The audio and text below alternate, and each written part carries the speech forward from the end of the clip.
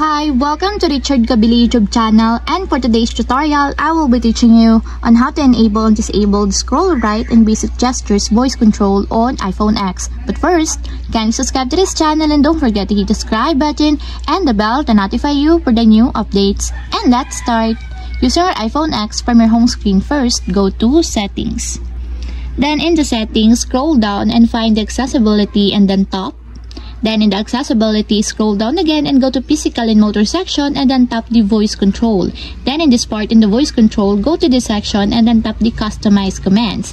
And then after that, in the Customize Commands, find and tap the Basic Gestures. And then in the Basic Gestures, find and tap again the Scroll Right.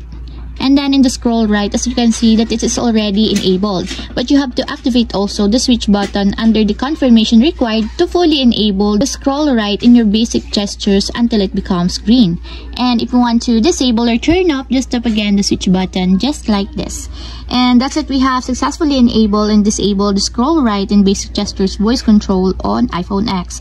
If you have a question, can you comment down below, and don't forget to hit the subscribe button and the bell to notify you for the new updates. And thank you for watching!